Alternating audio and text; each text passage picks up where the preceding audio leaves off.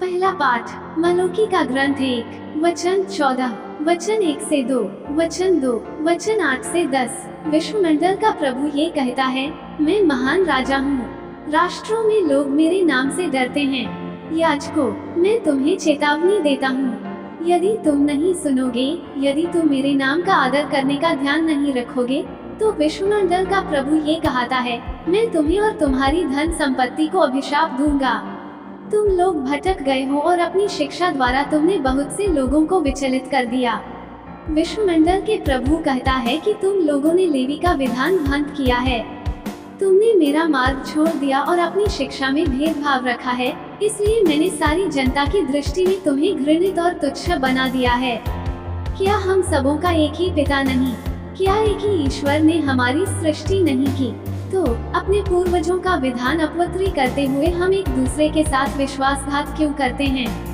सुसमाचार संत मत्ती 23 वचन 1 से 12। उस समय ईसा ने जनसमूह तथा अपने शिष्यों से कहा, शास्त्री और फरीसी मूसा की गद्दी पर बैठे हैं, इसलिए वे तुम लोगों से जो कुछ कहें वो करते और मानते रहो, परंतु उनके कर्मों का अनुसरण न करो, क्योंकि वे कहते तो हैं पर करते नहीं।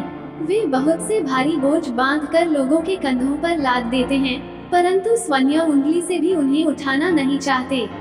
वे हर काम लोगों का ध्यान आकर्षित करने के लिए करते हैं। वे अपने तावीज चढ़े और अपने कपड़ों के झब्बे लंबे कर देते हैं। भोजों में प्रमुख स्थानों पर और सभागृहों में प्रथम आसनों पर विराजमान हो। बाजारों में प्रणाम प्रणाम सुनना और जनता द्वारा गुरुवर कहलाना, ये सब उन्हें बहुत पसंद है। तुम लोग गुरुवर कहलाना स्वीकार न करो, क्योंकि एक ही गुरु है और तुम सबके सब भाई हो। पृथ्वी पर किसी को अपना पिता न कहो, क्योंकि तुम्हारा एक ही पिता है जो स्वर्ग में है।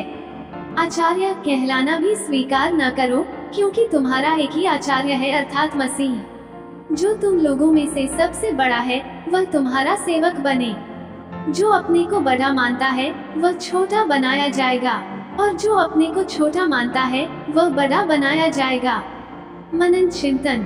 यीशु अपने शिष्यों को निर्देश देते हैं कि उनकी भूमिका लोगों की सेवा करने की है, न कि सेवा कराने की। उन्हें फरीसियों द्वारा सिखाए गए यहूदी नियमों और रीति रिवाजों का पालन करना था, न कि फरीसियों के उदाहरण का। यीशु को आशा थी कि उसके शिष्य विनम्र होंगे।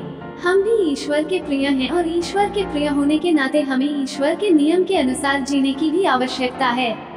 हमें अपने पड़ोसी और जरूरतमंदों लोगों की देखभाल करनी है। आज का दिन हमारे लिए अपनी व्यक्तिगत प्रेरणाओं से अवगत होने का एक अच्छा दिन है। समय है कि हम अपने वचन और कर्म की जांच करें। हम दूसरों की सेवा करने से कभी पीछे ना हटें। दूसरों को देने के लिए सेवा एक महान और सर्वोत्तम उपहार है। आमीन।